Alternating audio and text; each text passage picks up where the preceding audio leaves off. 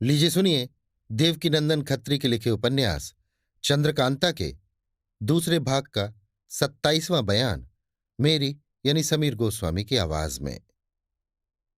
तेज सिंह, देवी सिंह और ज्योतिषी जी के चले जाने पर कुमार बहुत देर तक सुस्त बैठे रहे। तरह तरह के ख्याल पैदा होते रहे। जरा खटका हुआ और दरवाजे की तरफ देखने लगते कि शायद तेज सिंह या देवी सिंह आते हों। जब किसी को नहीं देखते तो फिर हाथ पर गाल रखकर सोच विचार में पड़ जाते। पहर भर दिन बाकी रह गया, पर तीनों अय्यारों में से कोई भी लौटकर न आया। कुमार की तबीयत और भी घबराई। बैठा न गया। डेरे के बाहर निकले। कुमार को डेरे के बाहर होते देख बहुत से मुलाजिम सामने आ खड़े हुए। बगल ही में फतेह सिंह सेनापति का डेरा था। सुनते ही कपड़े बदल हरबों को लगाकर वो भी बाहर निकल आए और कुमार के पास आकर खड़े हो गए।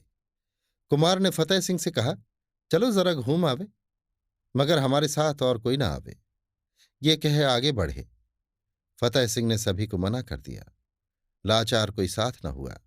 ये दोनों धीरे धीरे टहलते हुए डेरे से बहुत दूर निकल गए। तब कुमार ने फतेह सिंह का हाथ पकड़ लिया और कहा, सुनो फतेह सिंह, तुम भी हमारे दोस्त हो, साथ ही पढ़े और बड़े हुए। तुमसे हमारी कोई बात छिपी नहीं रहती। तेज सिंह भी तुमको बहुत मानते हैं। आज हमारी तबीयत बहुत उदास हो गई। अब हमारा जीना मुश्किल समझो, क्योंकि आज तेज सिंह को नामालूम क्या सूझी कि बद्रीनाथ से जिद कर बैठे। हाथ में फंसे हुए चोर को छोड़ दिया। न जाने अब क्या होता है। किताब हाथ लगे या न लगे, तिलिस्म टूटे या न टूटे, चंद्रकांता मिले या तिलिस्म ही में तड़प तड़प के मर जाए। फतेह सिंह ने कहा, आप कुछ सोच न कीजिए। तेज सिंह ऐसे बेवकूफ नहीं हैं। उन्होंने जिद किया सो अच्छा ही किया। सब अय्यार एकदम से आपकी तरफ हो जाएंगे। आज का भी बिल्कुल हाल मुझको मालूम है। इंतजाम भी उन्होंने बहुत अच्छा किया है। मुझको भी एक काम सुपुर्द कर गए हैं। वो भी बहुत ठीक हो गया है। देखिए तो क्या होता है। बातचीत करते दोनों बहुत दूर निकल गए। यकाएक इन लोगों की निगाह कई औरतों पर पड़ी जो इनसे बहुत दूर न थीं। इन्होंने आपस में बातचीत करना बंद कर दिया और पेड़ों की आड़ से औरतों को देखने लगे। अंदाज से 20 औरतें होंगी। अपने अपने घोड़ों की बाग थामे धीरे धीरे उसी तरफ आ रही थीं। एक औरत के हाथ में 2 घोड़ों की बाग थी। यों तो सभी औरतें एक से एक खूबसूरत थी, मगर सभी के आगे आगे जो जा रही थी बहुत ही खूबसूरत और नाजुक थी। उम्र करीब 15 वर्ष की होगी।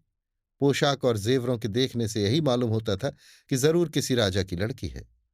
सिर से पांव तक जवाहिरात से लदी हुई, हर एक अंग उसके सुंदर और सुडौल।